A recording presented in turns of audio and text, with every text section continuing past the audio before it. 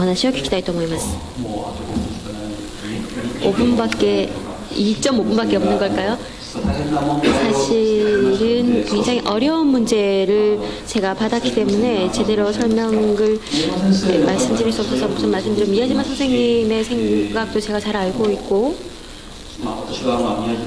저는 미야지마 교의 신자이기도 합니다. 어떤 의미에서는. 근데 저는 역시 조금 거부감이 있는 부분은 역시 그렇게 되면은 뒤바뀐 역사관일 수밖에 없지 않는가. 다시 말해서 구미의 근대에 대해서 이번에는 유교적인 어떤 근대를 이렇게 들이미는 거. 그렇다면 거기에서 어떠한 생산적인 얘기를 할 수 있을 것인가라는 의문을 가질 수 있습니다. 제 자신은 우선 말씀드리고 싶은 것은 역사에 관한해서는 사실과 평가는 각각 별도라고 생각합니다. 미야지마 선생님은 근대가 좋았다라고 저도 생각을 합니다만 그렇지만 어떤가? 예를 들면은 중국의 경우에 전반 생활이라든가 이런 전체적인 부분에서 유교를 탈피하는 것이 중국 민족의 구제에 연결된다라고 생각을 하고 거기에 노력을 했던 사람들이 있었던 것입니다. 마찬가지로 조선에 있어서도 김옥균을 포함을 해서 메이지 유신과 같은 근대화를 추구하는 사람들 혹은 중국과 같은 그런 근대화를 추구하는 그러한 시기에 있었던 것이고 그러한 시기에서 어떤 쪽을 취했던가라는 것은 사실은 어느 한쪽만 유교만 취하는 게 낫다라든가 근대화 쪽만 취하는 것이 좋은가라든가 이런 식으로 평가하는 것은 저는 옳지 않다고 생각합니다. 우선 선생님 말씀하셨던 것은 일본이 주체였고 다른 국가는 객체였다라고 말씀하셨는데 저는 그렇게 생각하지 않습니다.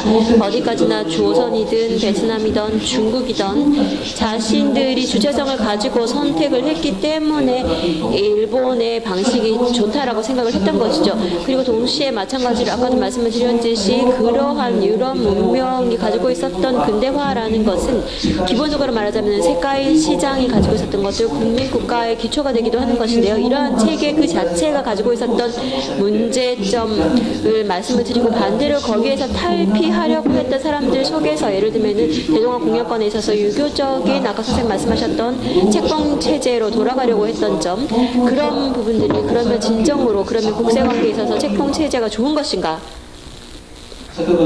아까 말씀하셨던 것처럼 유교적인 그런 것이 좋은 것인가 혹은 그런 국제법이 추구하고 있었던 외연이기는 하지만 그런 주권 국가는 평등하다라고 생각하는 관점이 옳은가 라는 것은 평가의 선택이라고 생각을 합니다. 그리고 또 선생님께서 여러 번 말씀을 하셨는데 유교라는 것을 얘기를 할 때 저는 그렇게 보게 되어버리면 그렇다면 이번에는 유교라는 것을 가진 중국을 주체로 해서 모든 근대를 이야기할 것인가 동아시아에 그렇게 되지는 않겠는가라는 우려점을 가지게 됩니다. 이것은 저는 선생님의 의견에 반대를 하는 것이 아니고 그러한 두 개를 생각을 해야 된다고 봅니다. 그것과 동시에 저는 연구를 시작을 했을 때 마츠무라 선생님이라는 분께서 유교적 민주주의라는 것을 굉장히 강하게 말씀을 하셨는데 거기에 대해서 저는 찬성도 했었고 또 제 책 속에서 결국은 평화 사상으로서는 유교주의가 필요하다라고 생각을 했습니다만 그렇지만 그래서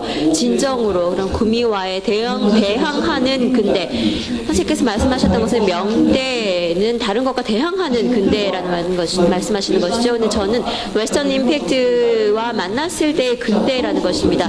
그것에 어떻게 대응하는 것인가라는 것은 선택 속에서 중국 사람이나 조선 사람들이나 유교를 버리고 혹은 문명화를 취해 나갔다라는 것, 그 문명화라는 것 속에서 오늘은 말씀 많이 못 드렸지만은 문화 파괴라고 생각을 합니다. 고유의 문화를 파괴했다라는 점, 이것은 마르크스가 얘기했던 부분이기도 합니다만 문명적으로 전부 표준화하고 저는 평준화라고 얘기를 하는데요. 프레임화라고 할 수도 있겠습니다. 유럽의 문명이라는 것이 전 세계적으로 세계를 덮어버렸다. 현재도 그렇겠죠. 그러한 방식이 결코 좋다고 생각하지 않습니다. 보편성이 있다고 생각하지 않습니다.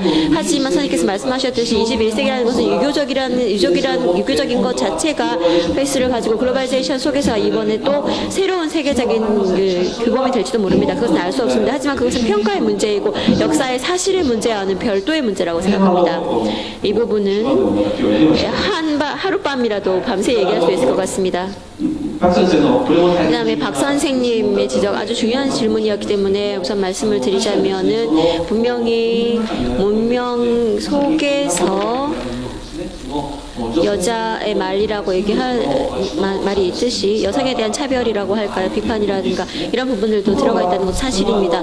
그런데 사실은 진정원 씨라는 타이완 연구자가 하시는 바와 같이 동아시아에 있어서는 현모양처라는 말이 있듯이 그 여성의 지위에 따라서 움직이는 부분도 있었고 이것의 일수를 근거로 해서 일본에서 생긴 것이 조선으로도 갔고 타이완으로도 갔다. 또한 1920년대의 모던화라는 것, 모던화도